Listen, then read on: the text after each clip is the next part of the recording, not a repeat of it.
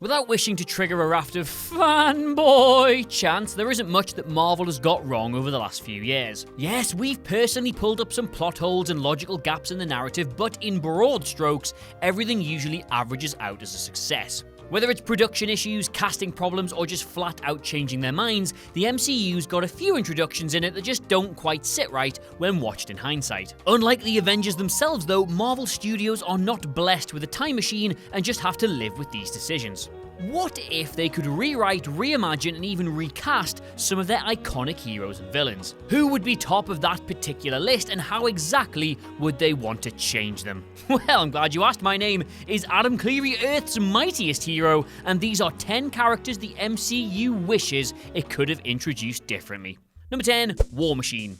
Real talk, Terrence Howard is actually really good as James Rupert Rhodey Rhodes in the first Iron Man movie. Given this was the MCU's first official outing and there was nothing but that weird Hulk film and the Fantastic Four mess to judge it by, side note, Maguire-era Spider-Man doesn't count because Maguire-era Spider-Man was a law unto itself, he put down one of the strongest Marvel supporting roles we'd currently ever seen. Even his very cheesy War Machine tease of "next time, baby" in the film's final act got the response the studio wanted. It hinted at a wider universe of material to pull from and let fans know there would be plenty more of these movies in the pipeline. However, Howard arrived as the movie's highest paid actor and, following the massive pay rise Robert Downey Jr. was due for the sequel, was pushed out in favor of Don Cheadle. Marvel would have been taking a huge gamble in predicting the next 10 years of the MCU's critical and financial success, but in hindsight, they'll wish they'd cast for the long term rather than the short. Given how Cheadle has defined the role in the subsequent movies, they'll have wished dearly they could have introduced him with it.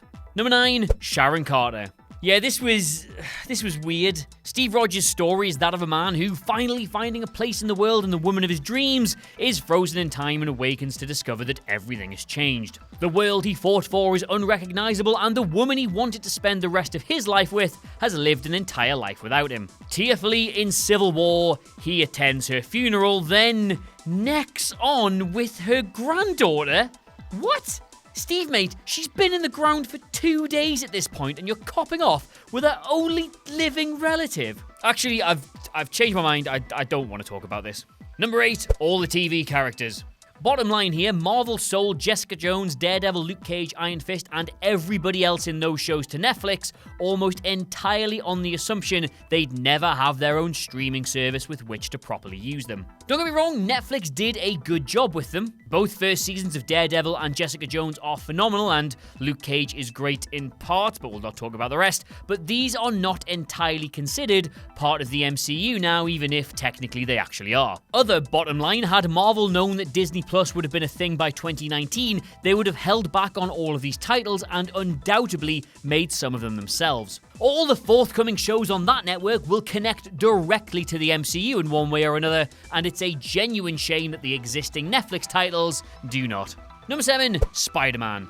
How Marvel finally managed to introduce Spider-Man to the MCU was, I'll just get this out of the way early, perfect. But it was only perfect in the context of the licensing issues. Marvel would never in a million years have wanted Spider-Man to be a supporting character in an Avengers film before getting his own shoehorned introduction some 8 years after the franchise started. They'd have wanted him to be front and center from the very start, being as he is their most bankable box office commodity. Iron Man seemed like a risk in 2008, Captain America seemed like a bit of a gamble in 2011, Thor seemed like an absurd choice that same year, and if they'd had Spider-Man, they would have led with him. It all worked out for the best, current status with Sony pending, and Tom Holland's role in the MCU has been one of the highlights of the entire thing. But if Marvel had a clean slate to work with when planning all of this out, you can bet your bottom arse they would have written his role very, very differently. Number 6, Black Widow. Natasha Romanoff has been a problem for Marvel.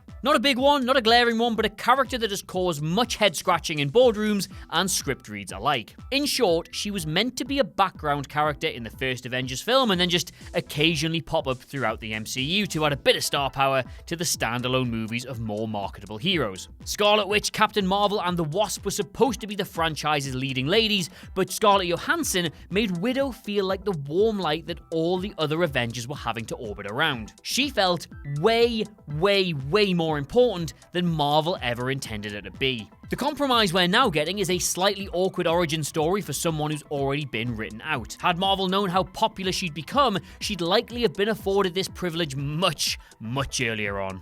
Number 5, Adam Warlock. Of all the characters from Marvel's comics who haven't yet had their importance translated onto the big screen, Adam Warlock is easily in the top 5? Maybe top 3. In a weird way though, his moment seems to have actually passed him by, as he's so integral to the Infinity Gauntlet story, but given that that's finished and he's still crying out for a proper intro, what do you do with him? He was teased during the post-credits of Guardians of the Galaxy Volume 2, and naturally fans speculated that we'd soon be seeing him added to the impending Infinity Wars movie. That was maybe a little fanciful given where the story already was in the MCU, but nobody at Marvel could have foreseen the impending disaster that was going to be Guardians 3. Fast forward to today, and James Gunn has returned, but the film has now been pushed back all the way until Phase 5. Had Marvel known just how long the gaps would be between 2 and 3, they'd likely have introduced him elsewhere in the franchise, or simply not at all. If there was no chance of him arriving for the one story he is universally associated with, there's an argument that you just don't need him at all. Number 4, Quicksilver. This one, admittedly, is not Marvel's fault. Whatever you might think about Age of Ultron or how it handled the Maximoff twins, Quicksilver's death has been used to fully inform Scarlet Witch's character going forward. She's one of the more complex and engaging heroes, and a lot of that stems from the trauma of losing her brother. But had Marvel known just how well Fox was going to nail the exact same character, they'd likely have rewritten their version. Evan Peters' portrayal has provided them with some of the best scenes in any superhero film of the last few years. The exploding mansion, the bullet dodging, that dog's face, all absolutely wonderful. Had Marvel known just how upstaged their version of Peter Maximoff was going to end up being, they'd either have given Aaron Taylor Johnson a lot more to do in the role, or simply written him out entirely. The comparisons between the two don't ever come off favorably for Marvel. Number 3, the Mandarin. Yeah, you see, the thing is, right, in all honesty, I don't think Marvel really realized how much people cared when they made Iron Man 3. In the here and now, we all know that this wonderful interconnected shared universe gets scrutinized and poured over to within an inch of its life, but back in 2013, I genuinely think they thought they were just having some fun with some movies, the big idiots. Thus, when they announced that the villain for the closing chapter in Tony Stark's personal trilogy would be the Mandarin, fans were ecstatic. Then Ben Kingsley showed up as an actor from England called Trevor. You could hear the disappointed sighing and eye-rolling from goddamn space. After the inevitable and justified backlash over this, Marvel attempted to remedy it with an admittedly excellent one-shot sketch. But the damage, I'm afraid to say, had been done. Given the chance for a do-over, they would either rewrite Iron Man 3 entirely or keep the Mandarin on ice until they knew how exactly they could introduce him properly. Number 2, The Incredible Hulk. In short, Marvel doesn't wish they'd introduced him differently, they just kind of wish they'd introduced him at all. Now, look, yes, before you start pulling that apart, officially this is the start point of the whole thing, but in spirit, it's always felt like it sits apart from all the others. And yes, you're right, it really shouldn't. Marvel Studios made it, William Hurt's General Ross has reappeared in other movies, and there's even a post-credit scene featuring Robert Downey Jr.'s Tony Stark. But still. Problem is, all of this came only a few years after 2003's Hulk, which led pretty much everybody to question why this movie needed to be made at all. Not realizing the grand overarching plan Marvel Studios had for the MCU, this seemed like a needless cash grab and ironically grossed the lowest of any film in the franchise. It would have all been fine though had Ed Norton continued in the role of Bruce Banner and we eventually saw how artistically it all connected. This is no shade on Mark Ruffalo's performance whatsoever, but him replacing him in the role means that this movie still sticks out like a sore thumb.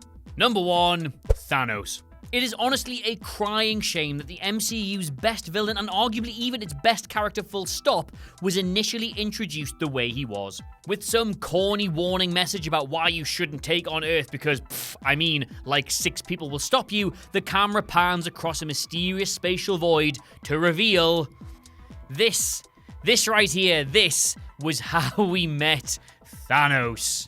Compared to the performance Josh Brolin would later put in during Infinity War, this is an almost comical representation of the Mad Titan. Why Marvel simply haven't reshot this with Brolin and added it to all future releases of the movie and its DVDs is beyond me. I mean, yes, you can hardly blame Marvel for this in fairness, but had they any idea of how important Thanos would become, they would never have shot their load over this meager, paltry tease. So, there you have it. Those are 10 characters the MCU wishes it could have introduced differently, read to you by a man who on his first day at What Culture slopped an entire meatball sub down his white t-shirt. Let us know what you made of it all in the comments below, and of course don't forget to like, share and subscribe. But in the meantime though, thank you so much for watching. I have of course been Adam Cleary, and I'll see you soon.